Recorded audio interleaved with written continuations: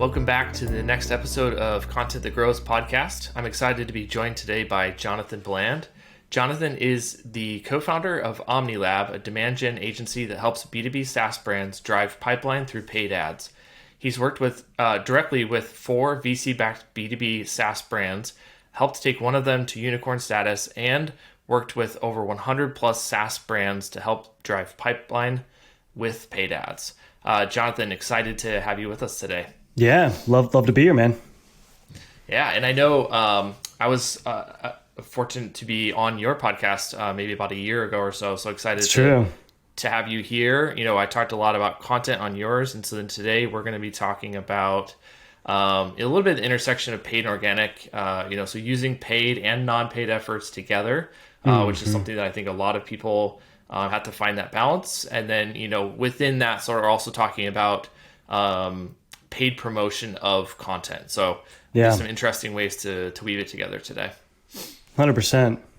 Yeah. So to start, I think I'd love to just kind of understand like you and Omni and Jason, everyone there, like how do you think about the relationship between paid and non-paid marketing efforts? Yeah.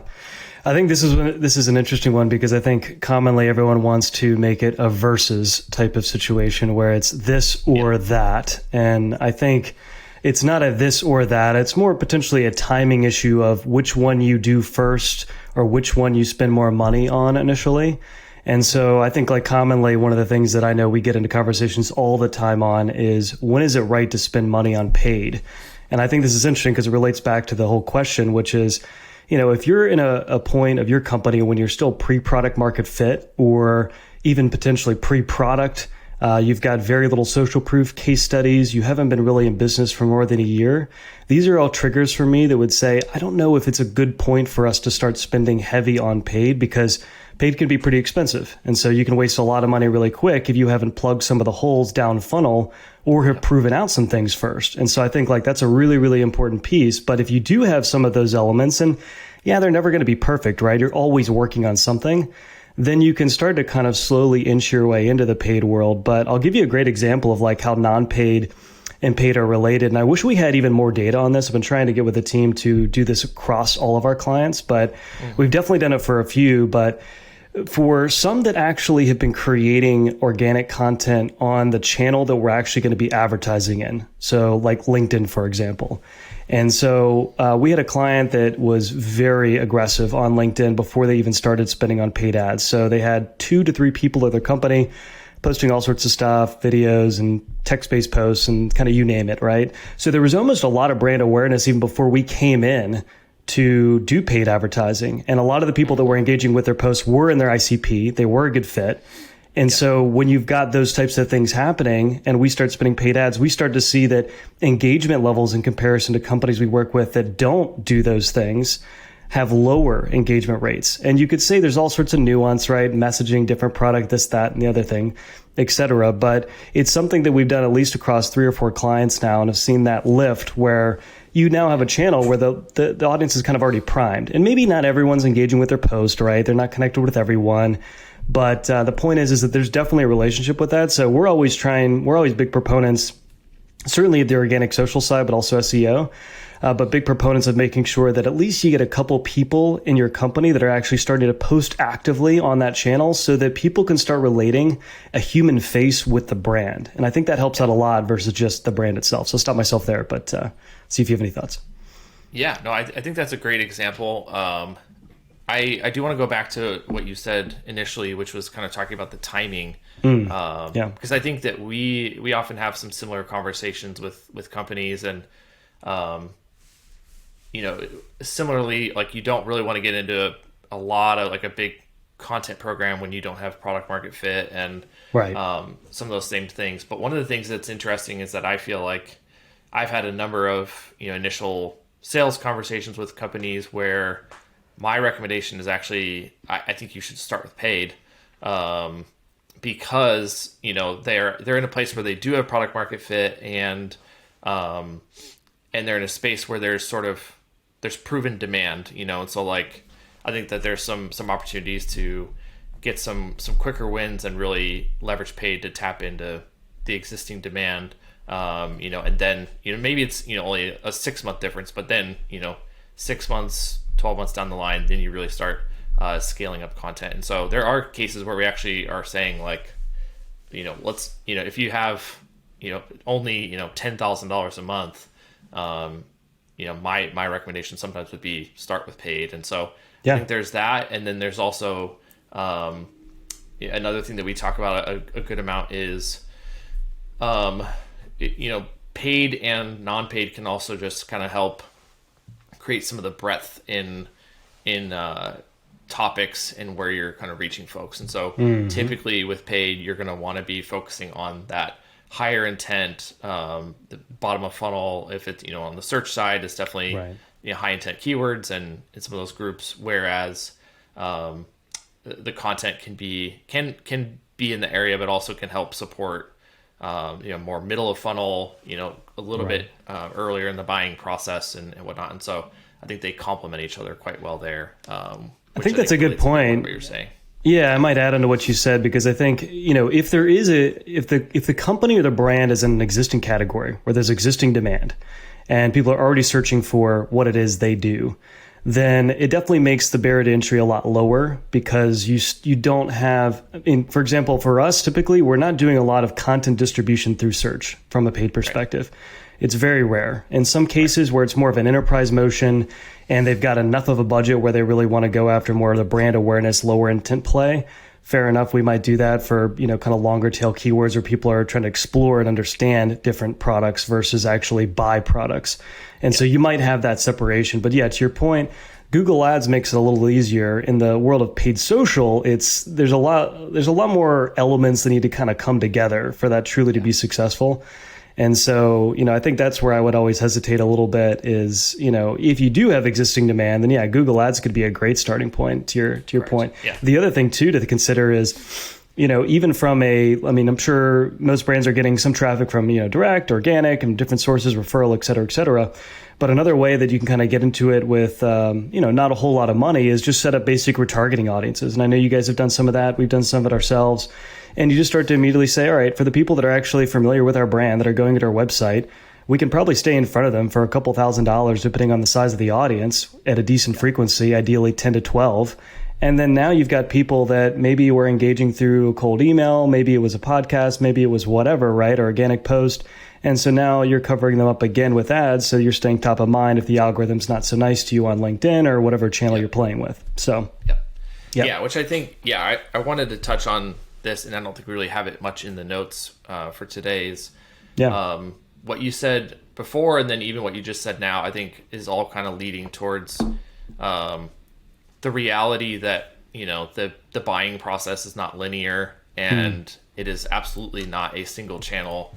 It's not just, we're going to invest in SEO because they're going to find us on Google and buy. And it's also not, we're just going to invest in LinkedIn ads or paid search because, they're going to do that and buy. And it's the reality is you have that, and you have retargeting, and then within LinkedIn, I'm sure you guys run all kinds of, promoting content, direct conversion, CTAs, promoting case studies and proof points, and all that stuff that just sort of works together.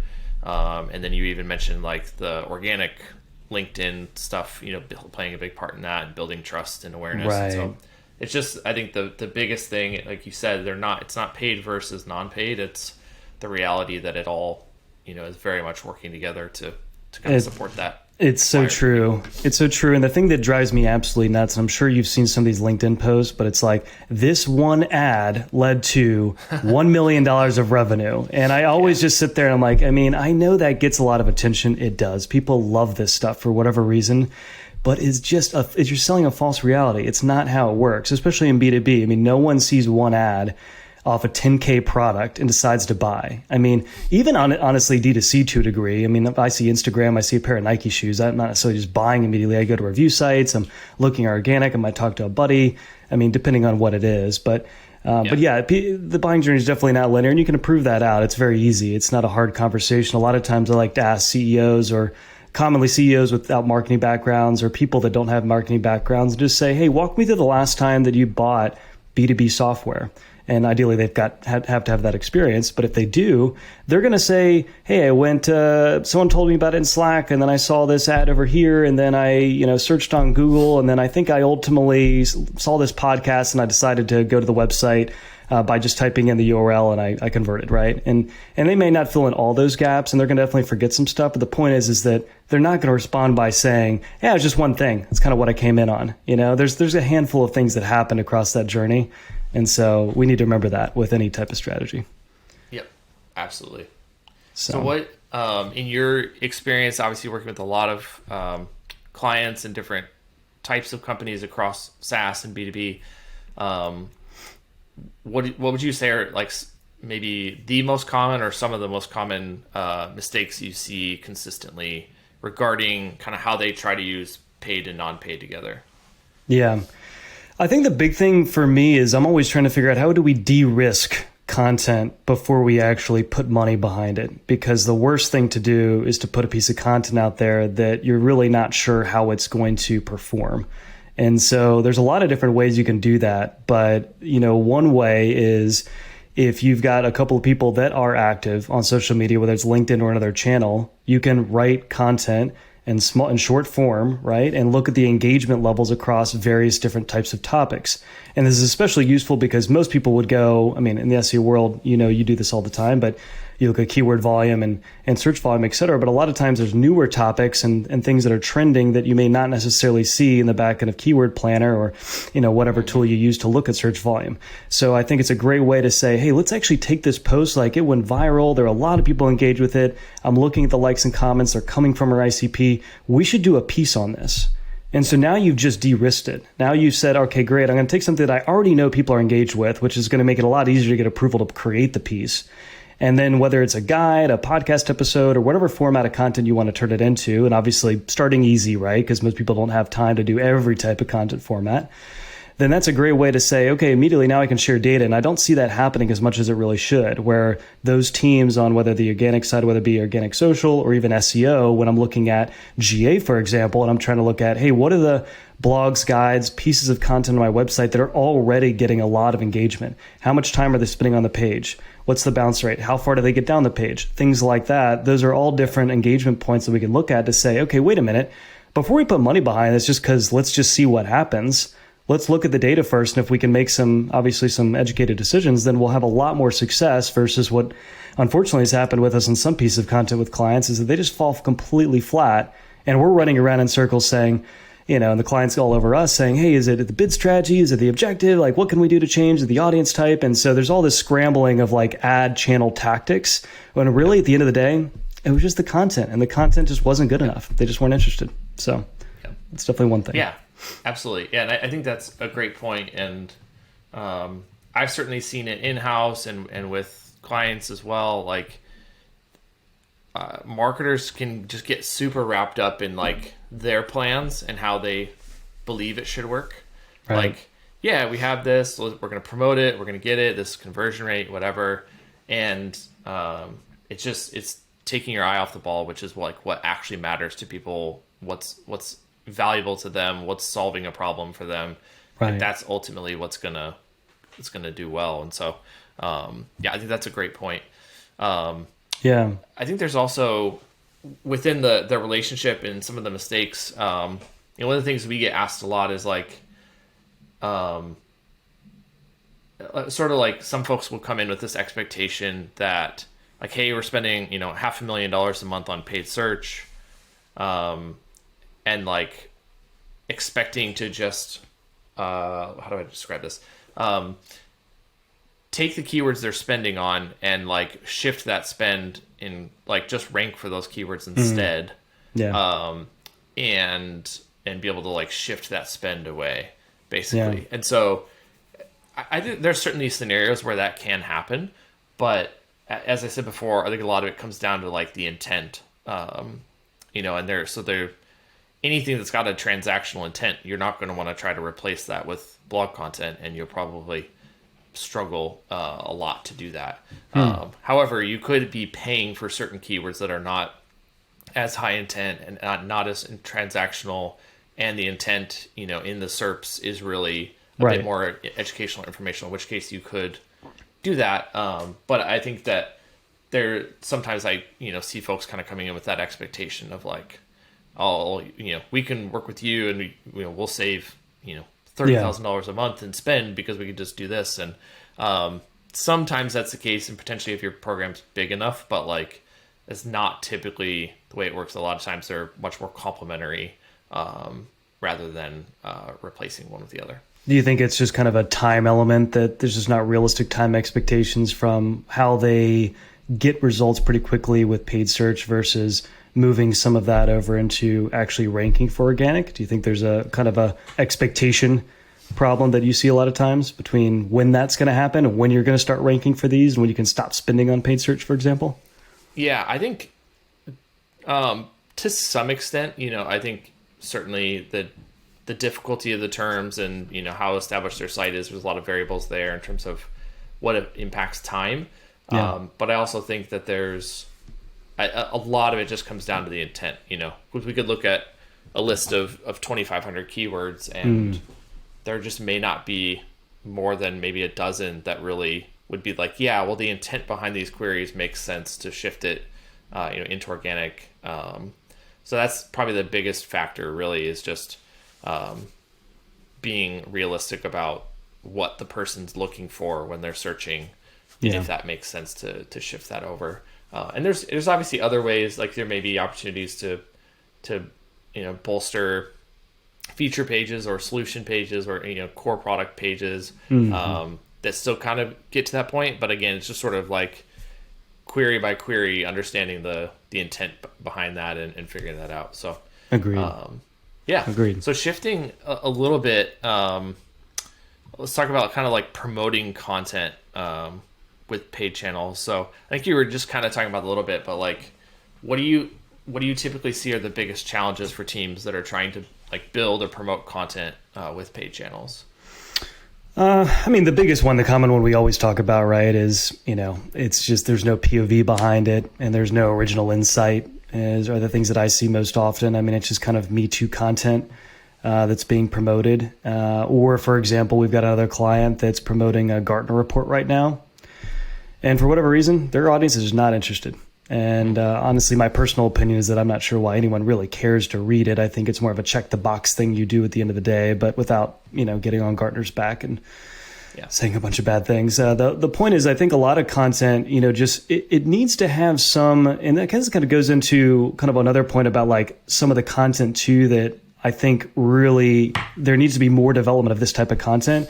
Is it's very easy to write a piece like lead gen versus demand gen. I mean, to a degree, ChatGPT could get you down the road and write a bit of that piece. And then you could have the 20%, come in over top with a human and make sure it actually sounds right, it's correct. And, there is a good POV that aligns with the tone and voice that you want at the company and things like that. But there's so much just content out there that's just like, yeah, okay, like I get it. Like there's a search volume around that, but what's your take? I mean, what's the company's stance or what's the individual stance who's actually writing the piece on it?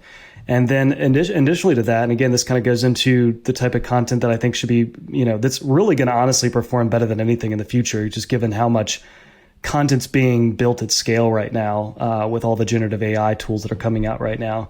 But it's going to be proprietary data. It's going to be unique insights that your company has. So for example, we work with 20 plus SaaS companies, and we've got insights from all of those companies all aggregated in a dashboard. So we can give our clients very actionable details and benchmarks of where things should be, where things stand, et cetera. And granted, there's definitely differences between those, and that's still a small number. We need really into the hundreds. And so that's the goal, to keep building that database. But, original insights like that, like Gong is a good example. Lavender, I'm sure, I don't look at their content as much, but Lavender, the email sales assistant tool, they've got all this data of people writing cold emails in their tool. And so if they can just extract that out of the tool and then create content pieces about the 5 best ways to increase reply rates by 23%, et cetera. Things like that. That to me is the content that's going to stand out. So when you don't have some of those things, and it's just kind of like the regular good old fashioned content that's just easier to do, like lead gen versus demand gen, because there's 100 articles on that, then you go down the road. So yeah. Yeah, I think that makes a lot of sense and aligns with what we've seen certainly even just on like organic social side. So we do like number of clients, we create organic like LinkedIn posts, Twitter threads, stuff like that. That kind of like pulls the main points out of the content. And there's definitely a big difference in the success of that content in along those lines as well, in terms of like what's unique and proprietary to them, and just making it stand out. And then certainly the POV aspect as well. I mean, that's definitely a big thing that we try to work with our clients, and understanding, how to inject that and very much avoid the copycat type of content that you see a lot. So that makes sense on the challenges there. Anything else around like I would have to imagine there's some sort of disconnect at times where maybe a company has a good amount of content, but it's not really, even if there's good POV and that kind of stuff. Like you're very intentional on the paid side about here's the funnel, kind of here's where they're at. Like we're kind of with retargeting and cold prospects and all that stuff. Like trying to work people through. I mean, do you all like occasionally just run into companies that just don't have content that really kind of fits what you're trying to do, even if they have a lot of good content? Yeah, I mean, there's definitely a lot of companies that don't have certain pieces that I think would do better. Sometimes they just want to promote a 2-page guide that there's just really nothing there to it. And so we try to ask them for other pieces that we've seen perform better in other scenarios. I mean, for example, like real live practical templates, I think are always good assets to create.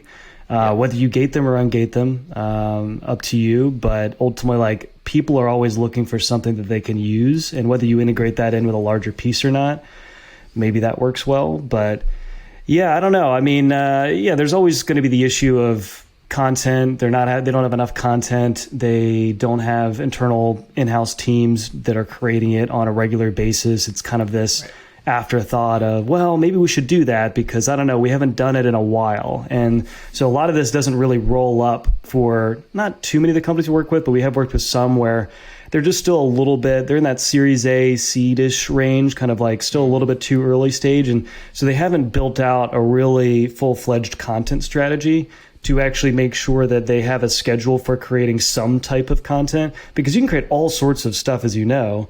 And so you don't have to create, it's not necessarily about volume per se or all the different all the different types of content formats. It's about figuring out, okay, what's one content format we can do pretty well that our ICP likes to consume, which, there's going to be some differences. Start with that one, do it well, and be consistent about it. And then over time, then you can obviously add to those things. But yeah, it's always a struggle. And so, it's always about just kind of taking what we can from an existing piece. For example, I've talked about this many times on LinkedIn, but to give like a practical example of like how you can stretch content in a situation where you don't have a lot is through webinars.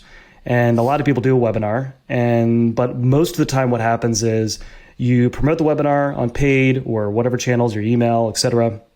After you get some registrants to it, you send the recording out to email, you put it on your website, you gate it, and it just dies there pretty much on the website. That's it. And so many people do this because most of the times distribution at the end of it's kind of an afterthought. You're saying, I don't know, we'll just go into the next piece. We've got to get ready for the next webinar. And so all the attention goes to that, when if you just carved out a little bit of budget to distribute the webinar in clip format, which we've done with a number of clients, which can drive an immense amount more people to actually consume it, because you also have to consider most people that are cold to your brand are not necessarily going to sign up for an hour-long webinar to hear you talk about whatever, even if the topic's really interesting. So breaking it up, kind of like you said, you're doing for some of your clients, taking some of those clips from the webinar, repurposing them when paid, also, by the way, unpaid. It doesn't have to be paid ads. You could also take that personal profiles, company page, whatever, and get the highlights, put a headline, subtitle it, down the road. And so now you can really stretch that content. So you're not in a situation where it's like, oh crap, I don't have any content to deal with. It's like, wait a minute, you do. It's right here. Maybe it's not new, but if it's still relevant, then we should probably still push that. And we could drive a whole lot more people to actually view the webinar, whether long form or short form. So, some ideas there. Yeah, all very good. And I do want to call out two things that I was glad to hear you say, because they're things that we have said many times. Even on the podcast. One is creating content in the format that your ICP wants to consume. I think 100%. that is always a very important aspect. And the other one was, people always ask, like, how much should we create? Like, how soon should we create content? And my advice is always, as much as you can do well, Exactly. And so I think you said something along that line too. Like, it doesn't have to be everything all at once. Like, oh, we got to go do case studies and blah, blah, blah. Exactly. Like, you can just really focus on what your ICP, will consume or wants to consume, and as much as you can do well, do that. So being consistent. That's being great. consistent is way more important than just pumping out as much volume as you can. Because if the quality's not there, then people are going to disengage and they're just going to be like, it's just another crap piece that they're putting out. So, exactly. Yep, absolutely. Cool. Yep. All right. So, last question on this section before we get into the final four. Are there any content types that you're bullish on right now in terms of promoting via paid channels? Yeah, I think the big thing is the only thing we didn't talk about that I think is interesting, and there's a whole entire wave of this happening, product tour tools, but it relates directly to this. And so, companies like Toriel and Walnut and Novotic and others like that are all out there doing this. And so it's been really interesting to see a lot of sales-led companies actually say, hey, wait a minute, we need to make it easier to understand what our product actually does. And so what we see is we've been trying to get people to create what we call contextualized demos and or put a product tour on their website, but ideally both, where it's more of a narrative-based type of demo. And so this is still not content in the sense of your traditional content that's more just value-based educational. This is definitely a product marketing type of asset. And so the goal is really for us to say, okay, great. What are some of the top pain points that people have right now in the ICP? And what's the narrative of what they're experiencing today, how the product actually solves it, and then what that actually, results in? What's the outcome, right? And so you can create these in like little 2 to 3 minute short snippets. But the reason it's so powerful as a content piece or an asset, an ad, depending on what you want to call it, in advertising is that now what you're doing is you're actually getting consumption of what it actually does inside the channel. Because remember, in the paid world, against a cold audience, 0.5, 0.6% would be a good CTR. So that's a lot of people that are not clicking over to your website. You might say, we shouldn't be spending on paid advertising, but that's just the way the game works. And so the way to optimize your spend better is to say, wait a minute, I don't just need the click. I can actually optimize for some of that content to be consumed in channels. So I'm really bullish for sure on contextualized demos. We talked about proprietary insights a little bit for sure. I think that's huge. For example, Gong, again, I think has done this well, but other companies can follow the same type of playbook. It's really easy where they've got access to data in their system and they chop up little bits into carousels or static image ads where there's value in that content itself, where, for example, using ROI in your cold email decreases reply rates by 23%. And so that's the ad. And then that leads to a content piece talking about how to do that. And so I think everyone's always, again, looking for these practical takeaways and how to do things and something that worked for someone else so that they can obviously, do better. So I think those are probably the two biggest ones, I guess, that stand out that we haven't talked about. I'm sure there's others, but those are the things that I think that need to be done more of, because there's just enough of just the Gartner report this and, the Me Too content that's it's kind of been said, but we should say it too, just because there's volume around it, and we should just kind of get in on that game just to play with it. So I don't know what you see, but curious your thoughts too. Yeah, absolutely. No, I love the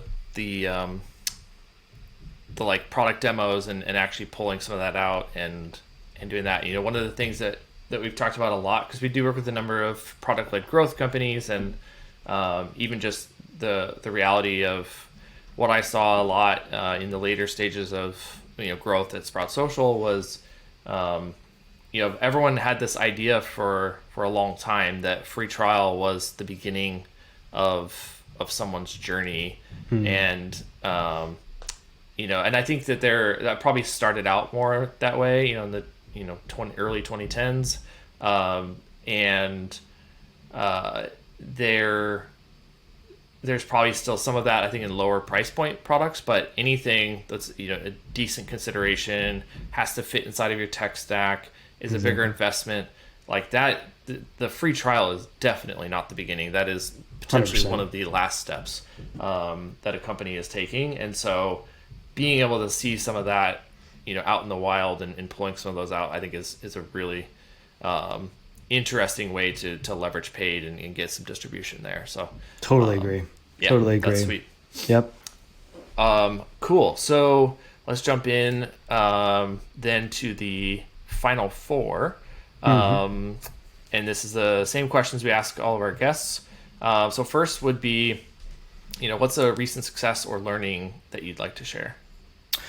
Yeah, it was actually something I posted, I think 2 weeks ago on LinkedIn, but it was a Series B, I believe, B2B SaaS company we were working with. And so a lot of times, like when we start working with a company right from the beginning, the first thing we do, like many agencies, is go in and actually understand what was working and what wasn't. And so one of the things we uncovered is they had spent, I think it was around $10,000 on just one piece of content. That's not across all the different content pieces they were spending money on. So we just wanted to isolate this one content piece, and then we started to look at the others afterwards. But this analysis was just around this one piece that they pushed back in 2022. And so it wasn't an enormous amount of money, right? But for one content piece, it was. And so we looked at it, and I think there were around 1,700 leads. I'm just ballparking this because I can't remember the exact numbers off the LinkedIn post, but I'm happy to share it afterwards. But 0.3% of those leads over a 12-month period actually converted into opportunities. And so for us, like, that's obviously a shock, right? And you wouldn't expect clearly to have a immediate high conversion rate to opt from a content download because they're low intent. It's just an engagement point. It's not a sales ready lead.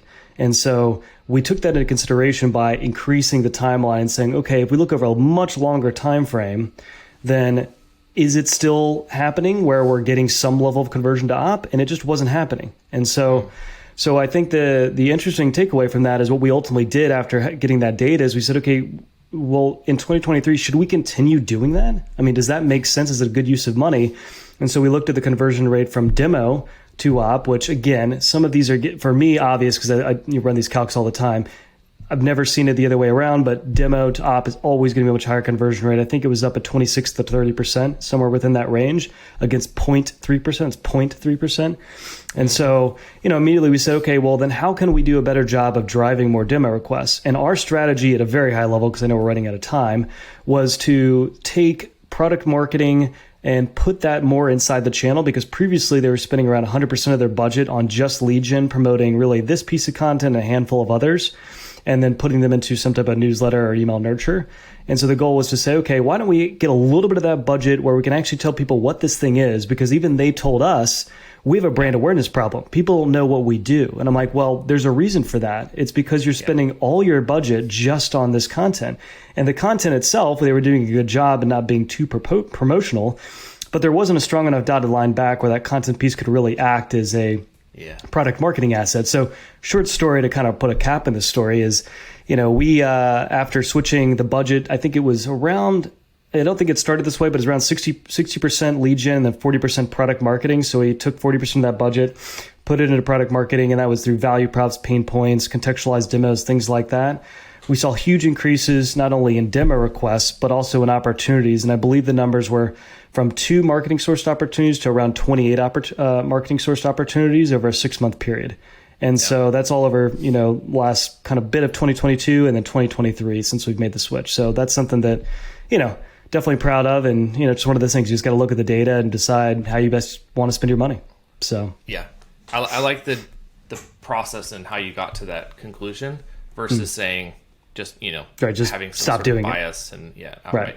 Right. And also like that, when you're talking about a difference between 26%, I think you said, versus 0.3%, one of the challenges sometimes is like looking at past data and making assumptions on future performance. When you're talking about increasing scale and promoting something more aggressively, you can potentially have more, the signal to noise ratio changes, and you have, more unqualified things come through.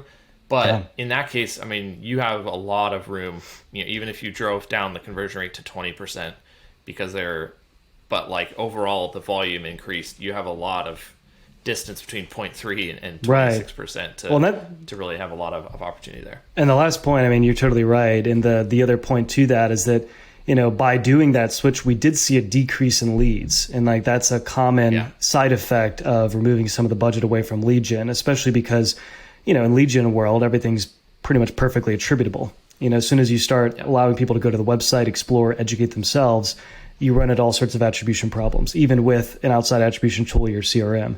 So the point is that, that switch led to a decrease in leads, but the conversion rate after lead to op made it worth it for them to say, okay, this makes sense and we need to keep doing more of this. So, cool. Common sense prevails.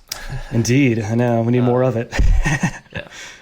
Cool. And I think we've talked about this a decent amount. And so, this can be for your company or for clients. What role does content play in the overall strategy? Well, I guess I'll do it for ours, I guess, because that's easy, because I think there's a lot of different nuances to the different things that each company does. But, for us, content has started out pretty simply, where we initially started out posting just organically on LinkedIn through predominantly my profile. And now, Jason has kind of joined in, who's the co-founder of Omni Lab. And so we do it together. So since then, we've built up a little bit of a following, and, it's started to drive a lot of people inbound and, just create brand awareness. And for some, maybe just add some value. And my goal with it from the beginning, honestly, was just, at the end of the day, if someone gets a little bit of value out of it or thinks a little bit differently, then cool. Like, I accomplished it, I accomplished the goal for the day. And so didn't really think about us getting to the point we're at today from doing that. And then that's kind of expanded into, all right, well, we need to be on other channels too. And so we launched a newsletter some months back, and I think now we've got almost over 1,000 subscribers to it, which is pretty cool. And so the goal of that really was to say, hey, not everyone's on LinkedIn every day, and some people miss my posts because of algorithm problems or whatever. So for folks that just want to, get something on a weekly basis that's still the same type of format, boom, now you've got content in your box. And we will commonly take our podcast episodes and put those in the newsletter itself. And, really it's still kind of it's like a longer version of LinkedIn posts is really how we've done it, versus like just stuffing blog posts and other stuff like that. And it just like saying, here are the links. All right, see you later. Yeah. So it's still a piece of content you can consume.